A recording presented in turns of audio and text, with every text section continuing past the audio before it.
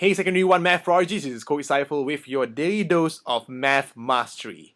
So we're still on to algebra, and yesterday's question was one of those questions where you had to solve the equation.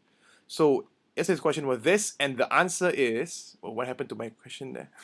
The answer is 3 over 2. Okay, it's 3 over 2. Hold on, this is 3 over 2. Okay, and if you got it right, high five, you are a math prodigy. Good job. Now, I'm more concerned about how you did this question rather than getting the answer, because you need to understand what this question is asking first. The question, when they say solve, basically means I want you to find the value of the variable within the equation. In this case, the answer is looking for an x. Okay, so I tell you what most of you would have done, most probably, okay, what you have done, most probably, is you have just done this, something like 4x over 3 minus 3 over 3, so it becomes like that, and then you will multiply 2 here, you get 10x plus maybe times 3 is 18, plus 3, and then you will get over 18, and then what you will do is you times 3 here, blah blah blah. That's what you will do, right? Which is still correct. But what I would suggest is always put the variables all on the left hand side or the right hand side, whatever you prefer. Okay, so in this case, what I would have done, what I did was 4x over 3, you bring over the 5x over 9 to this side. So it becomes minus 5x over 9, correct? Equals to 1 and 1/6 because you plus it over, correct? And then from here, it becomes very simple. It simply is 12x minus 5x equals to 7x over 9, right? Equals to, what's the answer? 616, 116 actually 7 over 3, correct? It's 7 over 6. 7 over 6. So how do you find x? X equals to 7 over 6 times what?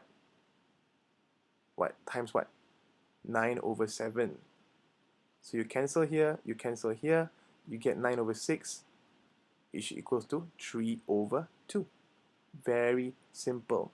Now, why did I times 9 over 7? Because, let's do it slowly, it's actually the same thing as saying something like this. Okay, hold on. It's actually the same thing as saying 7x equals to 7 over 6. Then you bring over the 9, right? So you times 9. And then after that, you have to divide it by 7 anyway. So x equals to 7 over 6 times 9 divided by 7, which also equals to 7 over 6 times 9 over 7. So when you're bringing things over, if a divide becomes a times become a divide. I already told you this before. So it becomes very useful for this kind of questions when it looks a bit like this. So you just multiply the inverse, that means the 9 over 7, to the other side of the equation, and you will get the answer. Alright, got that part? This is very useful for longer equations, not so much this kind of short equations, alright? Get it right from the start and make sure that you make this a very good habit, because this will help you along the way, especially in Sec 4 math, alright? The Sec 4 math, a lot of hard work. Okay, so if you got it right, high five, you are a math prodigy. Good job. Let's move on to the next question. The next question involves simplifying something. Okay, let's take a look here. I want you to simplify this equation. Very simple. Simplify means make it to its simplest forms. Okay? So, the quote of the week. This is the last question of the week. I like it. I love the last question of the week because I'm going to meet you on the next day. Actually on Sunday. Okay? And just remember, the quote of the week is line by line, the answer is mine. Line by line, the answer is mine. Line by line, step by step, you do it, you breathe, you do it step by step, slowly in your processes, your answer will be yours. 100 upon 100 is not impossible. In fact, it's superbly possible. Okay? So with that, this is Coach Saiful signing off. You are a math prodigy. Good job.